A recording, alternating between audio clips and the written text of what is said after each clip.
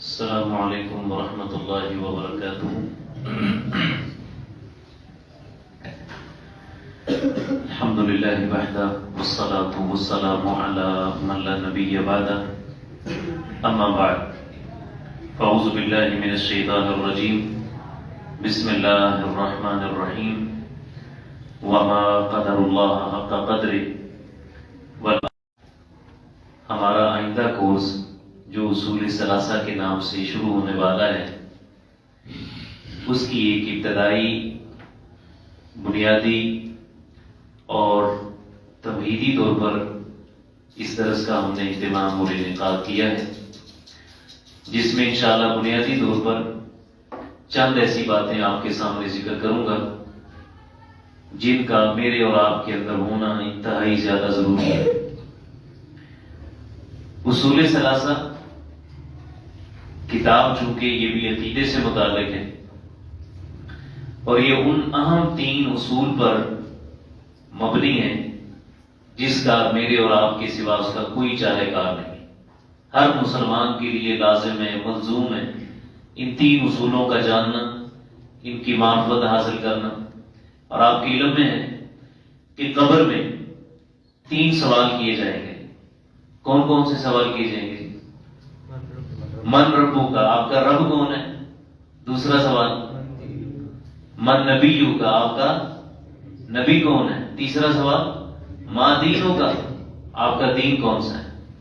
یہ 3 بنیادی سوالات ہیں، اور یہی تینوں سوالات انسان سے مرنے کے بعد اس کی قبر میں کیے جائیں گے۔ ان 3 بنیادی اور اہم سوالات کی تیاری کرنا، ان کی معرفت حاصل کرنا، ان کا علم حاصل کرنا، یہ ہر مسلمان کے اوپر فرض اور ضروری ہے۔ اب دیکھیں، دنیا میں ہمیں کوئی پتہ نہیں ہوتا کہ دنیا کے جو ایگزام ہمارے یونیورسٹیوں میں، کالجوں میں، اسکولوں میں چل رہے ہوتے ہیں، ہمیں معلوم ہی نہیں ہوتا کہ کون سا سوال آئے گا، کون سا نہیں آئے گا۔ اساتذہ گیس دے دیتے ہیں، ٹیچر بتا دیتے ہیں کہ کوشش کریں یہ ضرور یاد کریں، یہ سبجیکٹ بڑا VIP ہے تو اس کو یاد کر لیں، یہ آنے کے اس کے چانسز ہیں، اور طلباء اس کو پھر خوب یاد کرتے ہیں، جبکہ کنفرم نہیں ہوتا۔ لیکن آپ اس دین کے بارے میں، آخرت کے بارے میں، قبر کے بارے میں اگر غور کریں تو یہ 3 ایسے سوالات ہیں کہ اللہ تعالیٰ نے یہ انسان کو مرنے سے پہلے بتا بھی دیے ہیں، اور ان کے جوابات بھی اللہ تعالیٰ نے بتا دیے ہیں۔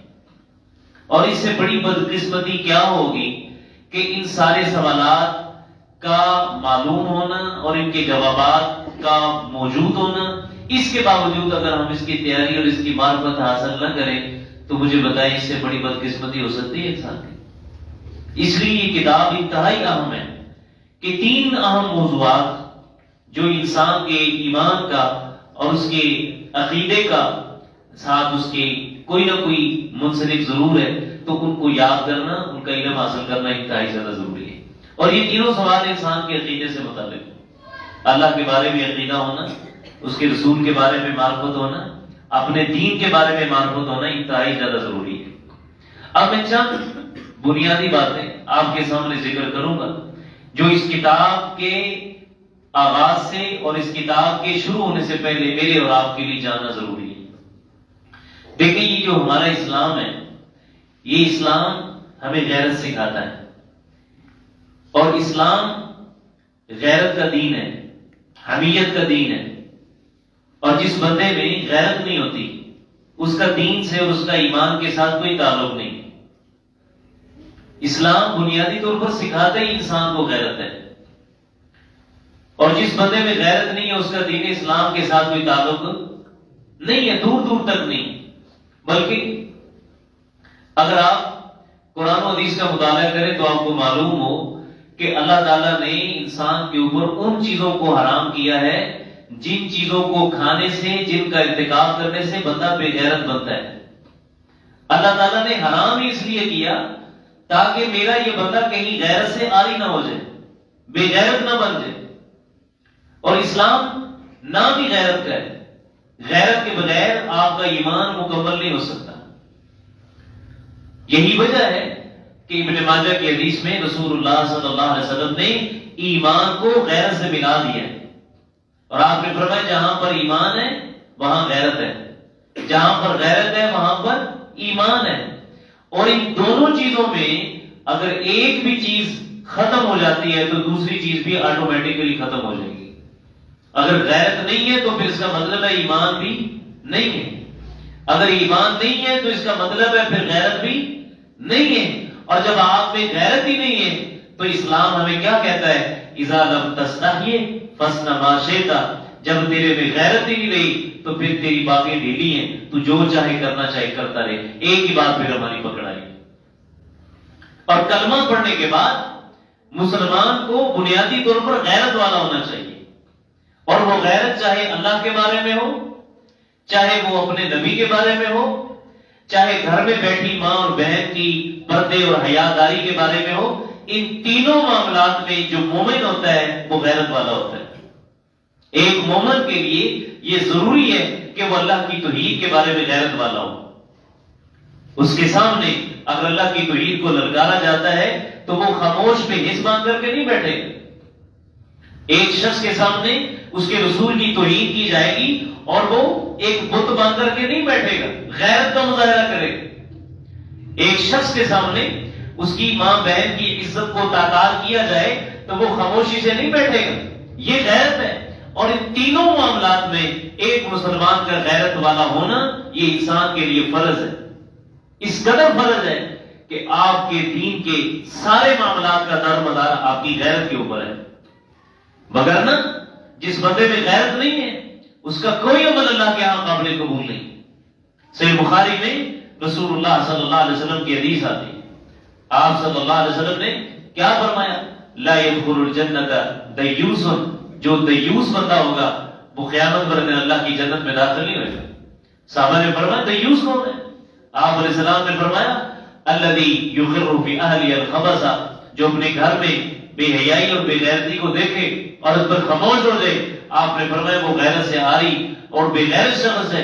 ایسے شخص کا اللہ نے جنت میں داخلہ ممنوع قرار دیا.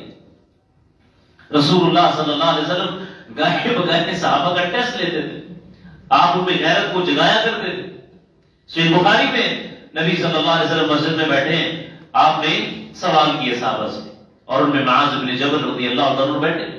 آپ نے سوال کیا معاذ اگر تم اپنے گھر میں جاؤ اور تم اپنی بیوی کے ساتھ کسی غیر مرد کو دیکھو تو تم کیا کرو؟ سیدنا معاذ رضی اللہ عنہ اٹھے اور آپ نے فرمایا اللہ کے نبی اگر میں ایسا سین دیکھ لوں تو میری غیرت یہ تقاضا کرتی ہے کہ معاذ دونوں کو قتل کر دے گا، نہیں برداشت ہو. رسول اللہ صلی اللہ علیہ وسلم اٹھے. آپ نے فرمایا انا اغیر منہ. اس سے پہلے آپ نے فرمایا میرے صحابہ یہ معاذ تم میں سب سے زیادہ غیرت والا ہے. وانا اغیر منہ. اور میں محمد صلی اللہ علیہ وسلم تم میں سب سے زیادہ غیرت والا ہوں. واللہ اغیر منا. اور میرا جو اللہ ہے وہ ہم میں سب سے زیادہ غیرت والا ہے. گویا کہ یہ غیرت ایسی چیز ہے جو صحابہ کرام کے اندر بھی موجود تھی اور جو ہر نبی کے اندر موجود ہے اور جو اللہ تعالیٰ بھی اس غیرت کو اپنے اندر رکھتا ہے. جس کا مطلب ہے ہم میں سے ہر ایک انسان کے لیے یہ ضروری ہے کہ وہ اس غیرت کو اور اس حمیت کو اپنے ایمان کا حصہ بنائے. مگر نہ اس کے بغیر انسان کا جو ایمان ہے وہ انسان کا خطرے سے خالی نہیں ہوتا.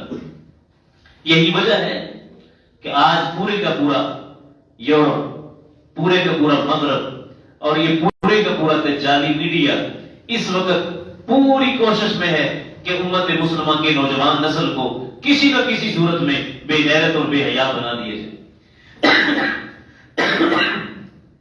اور وہ جس مقصد کے لیے اس نے یہ کام شروع کیا، آپ مت سمجھیں کہ وہ امریکہ اتنی دنیا کے دوسرے کنارے پر بیٹھا ہوا ہے اور وہ اپنے مقصد میں کامیاب نہیں ہے. وہ دنیا کے دوسرے کنارے پر بیٹھ کر کے آپ کے گھر میں اپنی دعوت کو اور اپنے کلچر کو اور اپنے ساری کی ساری حیا سے آری ساری کی ساری چیزوں کو آپ کے گھر میں بٹھا چکے ہیں اور وہ آپ کے بچوں کو غیرت سے آری کر چکے ہیں. وہ چاہے توحید کا مسئلہ ہو، چاہے رسالت کا مسئلہ ہو، چاہے اس کے گھر میں ماں اور بہن کا مسئلہ ہو. ان اکثر و بیشتر چیزوں میں ہماری نوجوان نسل میں یہ ساری کی ساری غیرت اور یہ ساری کی ساری اہمیت آہستہ آہستہ ختم ہوتی جا رہی ہے. آپ دیکھ لیں کس کس انداز میں اللہ اور اس کے رسول کی توہین کی جاتی ہے، کس کس انداز میں ماں بہنوں کو برہنہ اور بے پردہ کیا جاتا ہے، ہماری غیرت ہی گوارا نہیں کرتی۔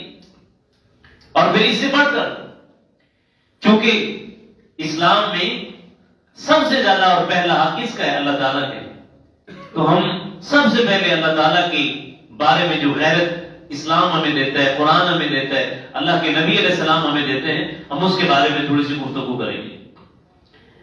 آپ دیکھ لیں، اس وقت نبی صلی اللہ علیہ وآلہ وسلم کی ذات تو بعد میں آتی ہے، پہلے اللہ تعالیٰ کی ذات ہے۔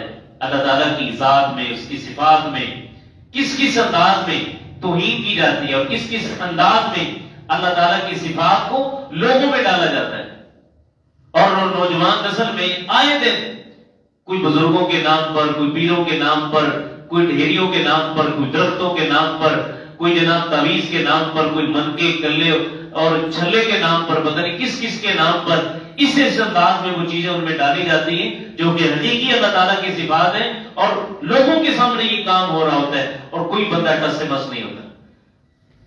اور پھر اسے بڑھ کر توہین یہ کی جاتی ہے کہ گانوں میں، ڈراموں میں، گانوں اور ڈراموں اور فلموں سے ہٹ کر آپ قوالیوں کی طرف چلے جائیں، قوالیوں میں بھی بہت سارے ایسے جملے، الفاظ، کلمات ہیں جو انسان کے ایمان کو، اس کی غیرت کو للکارتے ہیں اور انسان کو بعض دفعہ کفر کی طرف بھی لے کر کے چلے جاتے ہیں۔ اور ہمارے معاشرے کا نوجوان اپنی دکان میں، اپنے مکان میں، اپنی گاڑی میں، اپنے کان میں لگائے ہینڈ فری میں لگا کر کے سن رہا ہوتا ہے، ٹس سے مس نہیں ہوتا ہے۔ اور ایک قوال ہوتا ہے جاہل، اور اٹھ کر کے اللہ تعالیٰ کی صفات کے بارے میں کہتا ہے کہ تو ایک گورکھ دھندا ہے، تو ایک گورکھ دھندا ہے۔ اور یہ اہل ایمان اس کو سن رہے ہوتے ہیں۔ وہ اللہ جو رحیم ہے، جو رحمان ہے، جو منان ہے، جو اللہ تعالیٰ حی القیوم ہے، زندہ ہے، اور اللہ تعالیٰ رحم کرنے والا ہے، شفقت کرنے والا ہے، اس اللہ کے بارے میں الفاظ کیے جا رہے ہیں کہ تو ایک گورکھ دھندا ہے، نعوذ باللہ۔ پھر اسی طرح اللہ تعالیٰ کی صفات کے بارے میں کس کس انداز میں لوگوں کو اس میں شامل کیا جاتا ہے۔ خواجہ نہ دے گا تو پھر کون دے گا، بھرے گا جو جھولی یہیں سے بھرے گا۔ کتنے کتنے کفریت کلمات ہیں کہ تقدیر بدلنے والا، تقدیر بدلنے والے دا لاہور دے وچ ڈیرا ہے کہ علی جویری رحمہ اللہ نعوذ باللہ وہ آپ کی تقدیروں کو بدلیں گے، اور یہ ہماری قوالیوں میں چل رہا ہوتا ہے۔ پیروں کا پیر ہے، روشن ضمیر ہے، علی حجویری کا تھا، سب کا دستگیر ہے۔ کیا رب دستگیر نہیں؟ یہ صفات گنج شکر کا ہونا، فیض عالم کا ہونا، یہ ساری کی ساری صفات کس کی تھی؟ یہ اللہ کی تھی جو ہم نے غیر اللہ میں رکھ دی، اور ہم سمجھتے ہیں کہ ہم ان کی شان کو بیان کر رہے ہیں۔ اور پھر جو روکتا ہے، محبت کی دعوت دیتا ہے، توحید کا بیان دیتا ہے، توحید کا درس دیتا ہے، عقیدہ سکھلاتا ہے، اس کے اوپر گستاخی کے فتوے لگا دی جاتے ہیں۔ اللہ اکبر۔ ہر طرف شرکیہ اور کفریہ الفاظ ہمارے معاشرے میں، یا آپ کو سنائی دے رہے ہوں گے، اللہ نبی وارث، اور پھر اسی طرح رب جانے، حسین جانے، اور شہباز کرے پرواز جانے، راز دلوں دے۔ یہ اللہ راز دلوں کے جانتا ہے، یہ شہباز جانتا ہے۔ کون کون سی ایسی صفت ہے کہ جہاں پر ہم نے اللہ کی توہین نہیں کی؟ مکہ کے کافر تو پیچھے رہ گئے، آج کا کلمہ کو مسلمان ان کو بھی ایک حد کراس کر کے آگے جا رہا ہے، اور ہماری غیرت ابھرتی نہیں ہے، جوش نہیں مانتی، سمجھتی نہیں ہے کہ اللہ کی توحید کو کس کس انداز میں للکارا جا رہا ہے۔ آپ حضرت آدم علیہ السلام سے لے کر آج تک اہل ایمان کی زندگیوں کا مطالعہ کر لیں، آپ کو ہر نوجوان پیغمبر کی اور ہر نوجوان اس کے امتی کا یہی درس ملے گا کہ اس نے اپنے اللہ کی توحید کو کسی صورت میں بھی کبھی بھی برداشت نہیں کیا۔ نبیوں نے مارے کھائی، نبیوں نے دھکے کھائے، جسم کو دو ٹکڑوں میں بدلوا دیا، اور جسم سے بوٹی الگ ہے اور جسم کی ہڈیاں الگ ہیں، یہ سارا کچھ کروا دیا، لیکن رب کی توحید پر آنچ نہیں آنے دی۔ نبی پیغمبر نوح علیہ السلام ہے، صحیح بخاری کی حدیث ہے، دعوت توحید دے رہے ہیں اور لوگ پتھر مار رہے ہیں، اور آپ اپنے ماتھے سے خون صاف کر رہے ہیں، اور سر اٹھا کے پھر کہتے ہیں یا قوم اعبدوا اللہ ما لکم من الہ غیرہ۔ توحید کی دعوت دینا بیان کا فرض ہے، لہذا میں پھر دعوت دیتا ہوں، تم نے مارنا ہے تم اپنا کام کرو، میں نبی ہوں، میں اپنا کام کرتا ہوں۔ اور آج اہل شرک کی دعوت سر عام دیتا ہے، اور اہل توحید سر پیچھا کر کے بیٹھ جاتا ہے، شرم آتی ہے، بے حس ہو کر کے بیٹھ جاتا ہے، نہیں اٹھائیں رسول اللہ صلی اللہ علیہ وسلم کی سیرت کو۔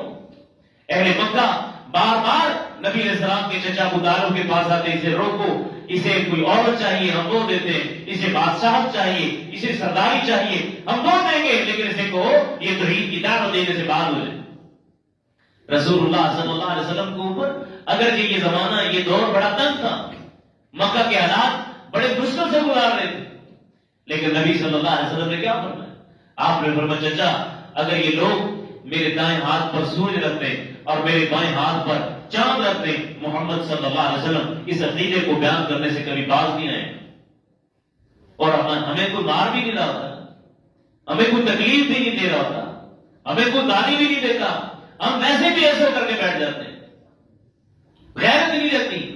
اور جب اللہ کی توہین آپ کے سامنے کی جا رہی ہو اور آپ وہاں بے حس ہو کر کے بیٹھ جائیں گے تو اس کا مطلب ہے آپ میں غیرت نہیں ہے اللہ کے بارے میں۔ وما قدر اللہ حق قدرہ، اللہ قرآن میں یہ کہتا ہے اہل ایمان نے میری وہ قدر نہیں کی جس طرح قدر کرنے کا حق تھا۔ اللہ اکبر۔ آج دیکھ لیں معمولی سے معمولی کسی انسان کی توہین کی جائے اس کا چاہنے والا برداشت نہیں کرتا، کسی افسر کی انسلٹ کر دی جائے وہ برداشت نہیں کرتا، کسی عالم کی، کسی مولوی کی، کسی مفتی کی توہین کی جائے اس کے چاہنے والے برداشت نہیں کرتے اور سینہ تان کے اس کے سامنے کھڑے ہو جاتے ہیں۔ لیکن یہ کیا عجیب رویہ ہے کہ ہمارے سامنے رب کی توہین کی جائے اور ہم خاموش ہو کر کے بیٹھ جاتے ہیں، جبکہ اہل ایمان کے بارے میں اللہ قرآن میں کیا کہتے ہیں؟ والذین آمنوا اشد حبا للہ، اہل ایمان سب سے زیادہ اگر کسی سے محبت کرتے ہیں تو رب کی ذات ہے، لہذا غیرت کو بنائیے، اس غیرت کے بغیر انسان کا ایمان مکمل نہیں ہوتا۔ آپ دیکھ لیں رسول اللہ صلی اللہ علیہ وآلہ وسلم کی موجودگی میں جہاں جہاں پر بھی اللہ کی توہین کی گئی اللہ کے نبی علیہ السلام نے اس کو برداشت نہیں کیا، آپ نے جواب دیا۔ ذاتیات کے مسئلے آئے حضور نے مارے بھی کھائیں، ذات کا مسئلہ آیا حضور نے بدلہ نہیں لیا، حضور کی ساری طریقہ مطالعہ اٹھائیں، آپ علیہ السلام نے ذات کا بدلہ کبھی نہیں لیا، لیکن جب رب کی توحید کو للکارا گیا اللہ کے نبی علیہ السلام نے پھر خاموشی بھی اختیار نہیں کی۔ جگہ ہونے کا موقع دیکھیں،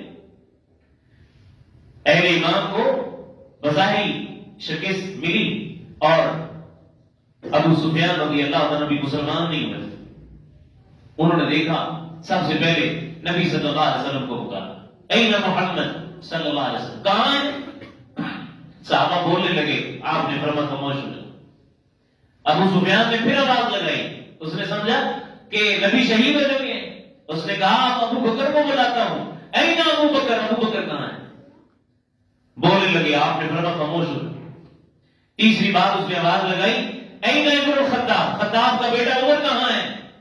جواب دینے لگے، فرمایا خاموش ہو جاؤ۔ اس نے سمجھا کہ یہ تینوں کے تینوں شہید ہو چکے ہیں، اور اس کے بعد اس نے جب اپنی زبان سے یہ الفاظ نکالے اس نے کہا حبل بت ہمارا بلند ہو گیا۔ جب اس نے یہ الفاظ کہے رسول اللہ صلی اللہ علیہ وسلم بول پڑے، آپ نے فرمایا میرے صحابہ جواب کیوں نہیں دیتے؟ جواب دو اس کو، اس نے آپ اللہ کی توحید کو للکارا ہے اور اللہ کی توحید کے بارے میں اس نے کلمات کہے ہیں کہ حبل بہت بلند ہو گیا ہے، نہیں اس کو یہ کہہ دو اللہ اعلی واجل، اللہ تعالیٰ بلند ہے، تمہارا حبل بہت بلند نہیں۔ ابو سفیان نے پھر الفاظ نکالے اپنی زبان سے اور اس نے کہا لنا عزا ولا عزا لکم، ہمارے پاس عزا بت ہے جو ہماری مدد کرتا ہے، تمہارے پاس عزا بت نہیں ہے۔ نبی علیہ السلام نے فرمایا جواب دو اور اس کو کہو اللہ مولانا ولا مولا لکم، اللہ ہمارا دوست ہے، اللہ ہمارا مددگار ہے، تمہارا مددگار نہیں۔ نبی علیہ السلام کی بات آئی جواب نہیں دیا، ابو بکر کی بات آئی جواب نہیں دیا، عمر کو بات آئی جواب نہیں دیا، لیکن جب اللہ کی توحید کا مسئلہ آیا نبی صلی اللہ علیہ وسلم نے خاموشی کو برداشت نہیں کیا، بول پڑے۔ اور ہم اپنے معاشرے میں کتنی بار ایسی چیزوں کو دیکھتے ہیں، بلکہ ایسے لوگوں کے سٹیجوں پر بیٹھ جاتے ہیں اور مسلطوں کا شکار ہو جاتے ہیں، جی نہیں خیر ہے، جو اللہ تعالیٰ کو گالی دیتا ہو، جو اللہ کی توحید کے بارے میں طرح طرح کی مبرزات بکتا ہو، ایسے انسان کے ساتھ کسی صورت میں بھی انسان نہیں رہ سکتا۔ بلکہ نبی صلی اللہ علیہ وآلہ وسلم اس قدر غیرت والے تھے کہ آپ علیہ السلام کے سامنے اگر اللہ تعالیٰ کی صفات میں سے اگر کسی صفت کو للکارا جاتا اور اس صفت کے بارے میں آپ علیہ السلام کے بارے میں وہ صفت ماننے کی کوشش کی جاتی، اللہ کے نبی صلی اللہ اس کو بھی برداشت نہیں کرتے، فوراً اٹھتے ٹیک لگائے بیٹھے ہیں رسول اللہ صلی اللہ علیہ وسلم. اور عبداللہ ابن عباس کہتے ہیں ایک شخص آتا ہے اور آ کر کہتے ہیں اللہ کے نبی ما شاء اللہ و شئتا، جو آپ چاہیں، جو اللہ چاہے، جو اللہ اور آپ چاہیں. ہم بھی کہتے ہیں اللہ نبی وارث، اللہ نبی وارث. یہاں پر اس شخص نے آ کر کے کہا ما شاء اللہ و شئتا، جو اللہ اور آپ چاہیں وہ ہوگا. رسول اللہ صلی اللہ علیہ وسلم ٹیک لگائے بیٹھے تھے، آپ نے ٹیک کو چھوڑا، آپ نے فرمایا اجعلتنی للہ ندا، کیا تم نے مجھے اللہ کا شریک بنا دیا؟ قل ما شاء اللہ وحدہ، یہ نہ کہہ جو اللہ اور اس کا رسول چاہے وہ ہوتا ہے، بلکہ یہ کہہ جو اکیلا اللہ چاہے وہ ہوتا ہے. اور ہم مسرتوں کا شکار ہو جاتے ہیں. اللہ اکبر کبیرہ. بلکہ آپ دیکھیں رسول اللہ صلی اللہ علیہ وسلم کو اللہ نے 3 بیٹے عطا کیے، اور یہ کے بعد دیگرے بچپن میں ہی یہ تینوں بچے فوت ہو جاتے ہیں. حضرت ابراہیم جو آپ کا 18 ماہ کا بیٹا تھا، اور جب پیدا ہوا اور چند دنوں کے بعد نبی صلی اللہ علیہ وسلم نے بخاری کی روایت ہے ایک لوہار کے گھر میں اس کی پرورش کے لیے بھیج دیا. آج تو ہم ذات پات کے پیچھے پڑ جاتے ہیں نا، یہ کمی ہے اور فلاں وہ ہے. نبی علیہ السلام نے اپنے بچے کی تربیت اور اس کی پرورش کے لیے اگر کسی گھر کا انتخاب کیا تو وہ لوہار کا گھر ہے. اور آپ کو یہ بچہ بڑا عزیز تھا، بڑا پیارا تھا. ابراہیم جد الانبیاء کے نام پر نام رکھا تھا. اور ایک بار پیغام آیا کہ حضور آپ کا بچہ بڑا بیمار ہے، آ کر کے اس کی عیادت کر لیں. نبی علیہ السلام گئے اور اس گھر میں اس بھٹی سے بڑا دھواں نکل رہا تھا، اور صحابی جاتے ہیں اور کہتے ہیں یار دھواں تھوڑا کاٹ کر حضور آ گئے. نبی علیہ السلام گئے، آپ نے اپنے بیٹے کو اپنے ہاتھوں پر اٹھایا اور اس کو چوما، اور اچانک اس کی روح جو ہے وہ پرواز ہو جاتی ہے اور اس کا سر اور اس کے بازو لڑک جاتے ہیں. اللہ کے نبی علیہ السلام کی آنکھوں سے آنسو بہ جاتے ہیں اور آپ کہتے ہیں اے ابراہیم تیری جدائی کا ہمیں غم پڑا ہے، لیکن اپنی زبان سے رب کا کوئی شکوہ اور شکایت نہیں نکالے. نبی صلی اللہ علیہ وسلم کا یہ بیٹا جب فوت ہوتا ہے، مکہ اور مدینہ کے لوگ اٹھے اور آ کر کے انہوں نے کیا کہا؟ انہوں نے کہا دیکھیں اللہ کے نبی ہیں، بڑے برگزیدہ ہیں، اللہ کے بڑے قریب ہیں، نبیوں کے امام ہیں، اتنے اللہ تعالیٰ کا قرب ان کو ملا ہے، ان کا آج بیٹا فوت ہوا ہے. اس بیٹے کی جدائی اور اس کے غم کی وجہ سے آج دیکھ لو سورج کو بھی غم ہو گیا ہے. سورج نے آج کے دن روشنی دینا بند کر دی. سورج گرن لگ گیا تھا، سورج گرن لگ گیا تھا. اور آج ہم بھی اللہ تعالیٰ کی مختلف نشانیوں کو جب ہم دیکھتے ہیں تو ہم ان مختلف نشانیوں کو ہم مختلف لوگوں کے ساتھ چسپاں کر دیتے ہیں. فلاں پیر کی وجہ سے، فلاں بزرگ کی وجہ سے آج اس کی وفات ہوئی ہے، آج اس کا جنم ہوا ہے، آج اس کی پیدائش ہوئی ہے. تو آج دیکھ لو آج یہ بارش ہو گئی ہے، آج یہ دھوپ نکل آئی ہے، آج یہ رحمت نازل ہو گئی ہے، آج یہ ہو گیا، آج وہ ہو گیا. اللہ کی نشانیوں کا کسی انسان کے نہ مرنے کے ساتھ تعلق ہے، نہ اس کا کسی انسان کی پیدائش کے ساتھ تعلق ہے. رسول اللہ صلی اللہ علیہ وسلم نے جب یہ کلمات سنے کہ لوگوں نے آپ کے بیٹے کی وجہ سے یہ کہہ دیا ہے کہ نبی کا بیٹا فوت ہوا ہے تو اس وجہ سے سورج کو غم لگا ہے تو اس نے روشنی دینا بند کر دی، سورج گرن لگ گیا. نبی صلی اللہ علیہ وآلہ وسلم اٹھے اور آپ صلی اللہ علیہ وآلہ وسلم نے کیا فرمایا؟ آپ نے فرمایا ان الشمس والقمر آیاتان من آیات اللہ، یہ سورج اور چاند یہ اللہ کی نشانیوں میں سے ایک نشانی ہے. لا ينكسفان لموت احد ولا لحیاتی، ان سورج اور چاند اللہ کی جو نشانیاں ہیں ان کا نام تعلق کسی کی موت سے ہے نہ کسی کی حیات سے. لہذا میرے بیٹے کی وفات کے ساتھ اس کا تعلق نہیں ہے. تم کیوں میرے بیٹے کے ساتھ اس کو جوڑ رہے؟ حالانکہ حضور چاہتے خاموش ہو جاتے، اس سے عزت اور بڑھتی، مقام اور ملتا، لیکن نہیں. کیوں؟ اس لیے کہ یہاں پر شرک کا شک اور شائبہ آ رہا تھا کہ شاید رسول اللہ کا بیٹا فوت ہوا ہے، آسمان کو بھی غم لاحق ہو گیا ہے اور سورج نے روشنی دینا بند کر دی. اسی طرح اب آپ نبی صلی اللہ علیہ وآلہ وسلم کی مدینہ میں تشریف آوری کے حوالے سے کوئی اشعار دیکھیں کہ نبی علیہ السلام کی آمد پر چھوٹی بچیوں نے کچھ اشعار پڑھے اور ان اشعار میں ایک شعر جب یہ پڑھا وفینا نبی یعلم غدا، کہ ہم میں سے ایک ایسا نبی ہے جو کل کی بات جاننے والا ہے. اللہ کی صفت کے بارے میں جو اللہ عالم الغیب ہے، غیب کی صفتوں کو جاننے والا ہے، یہ صفت جب ان بچیوں نے نبی صلی اللہ علیہ وآلہ وسلم کے بارے میں کہی کہ وفینا نبی یعلم ما فی غد، کہ آج ہمارے اندر ایسا نبی موجود ہے جو کل آنے والی خبروں کو جاننے والا ہے۔ رسول اللہ صلی اللہ علیہ وسلم نے اسی وقت بچیوں کو روکا اور ٹوکا اور آپ نے فرمایا لا یعلم ما فی غد الا اللہ، کل کے دن کیا ہونے والا ہے کیا نہیں ہونے والا یہ رب کے سوا کوئی جاننے والا نہیں ہے، لہذا میرے بارے میں یہ کلمات اور یہ الفاظ تم اپنی زبان سے نہ نکالو۔ آپ نہیں خاموش ہوئے۔ سیدنا صدیق اکبر رضی اللہ تعالی عنہ کو دیکھ، یہودیوں کی بستی سے گزر رہے تھے اور بعض یہودیوں نے حضرت ابوبکر صدیق کو تانا دیا اور فرمایا تمہارا اللہ فقیر ہے، ہم سے چندہ مانگتا ہے، ہم تو اس سے غنی ہیں۔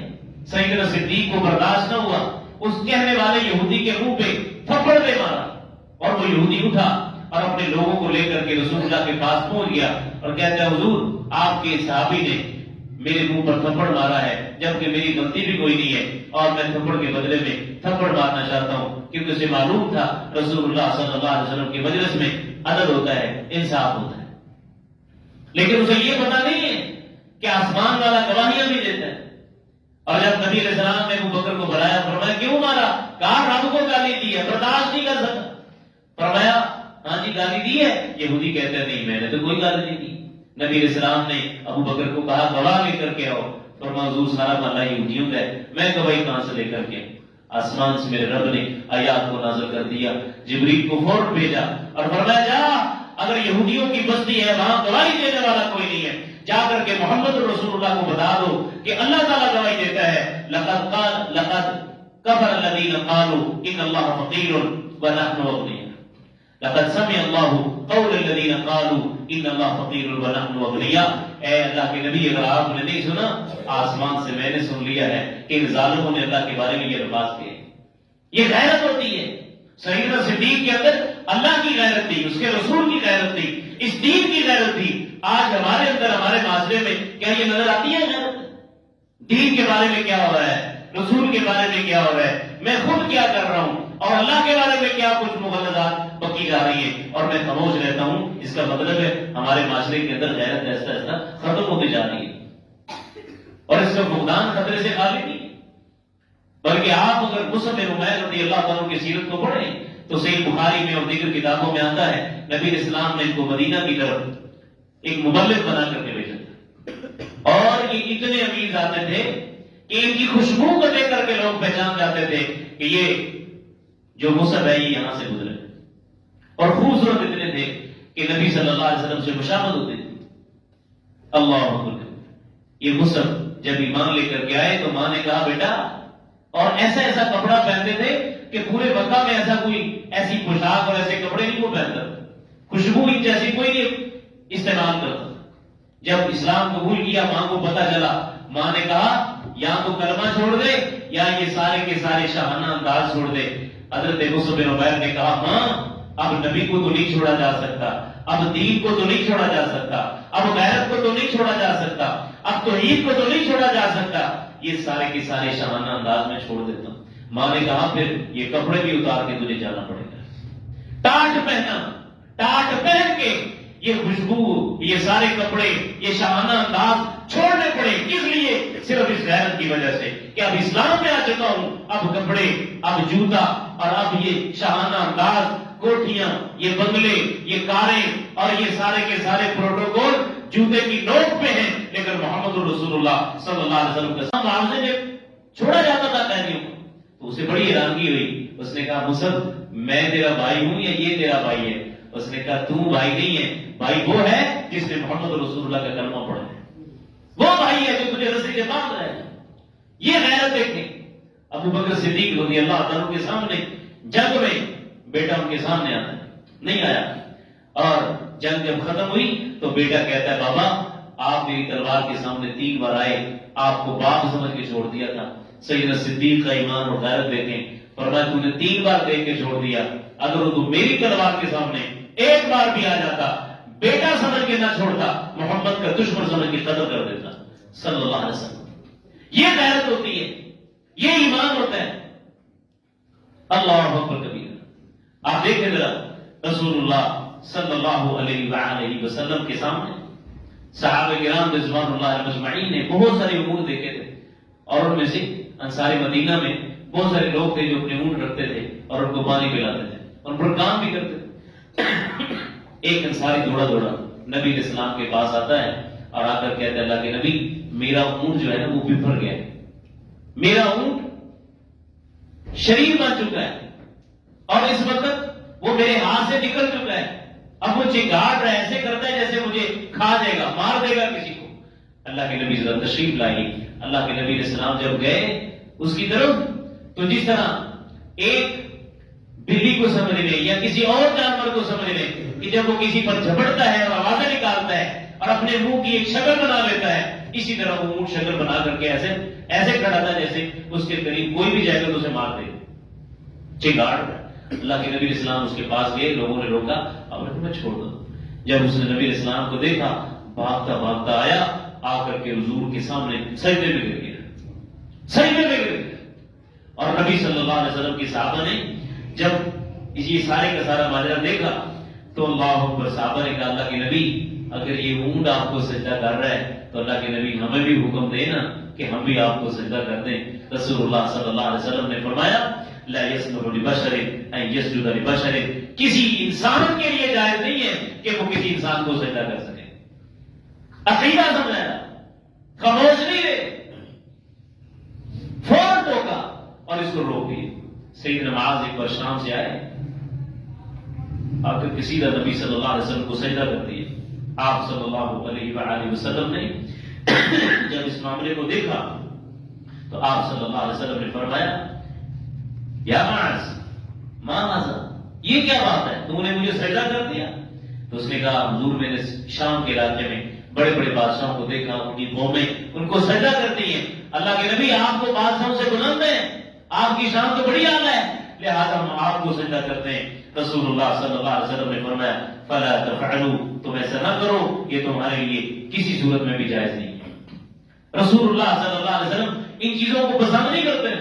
آج ہمارے معاشرے میں کوئی وڈیرا بن جاتا ہے، کوئی کسی گدی کا نشین بن جاتا ہے، کوئی پیر آ جاتا ہے، اس کے سامنے کتنی کفریات بکی جاتی ہیں اور کتنے شرک کیے جاتے ہیں، قبروں میں سجدے ہو رہے ہیں، پیروں کو سجدے ہو رہے ہیں اور کیا کچھ نہیں ہو رہا، اور کوئی بندہ ٹس سے مس نہیں ہوتا اور کوئی اٹھتا نہیں ہے، کوئی بتاتا نہیں ہے، اس کا سرعام انکار نہیں کرتا، ان چیزوں کا رد نہیں کرتا۔ کس لیے؟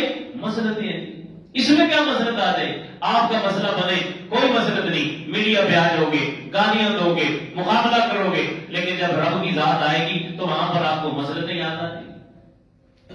اللہ اکبر، یہاں تک کہ آپ اگر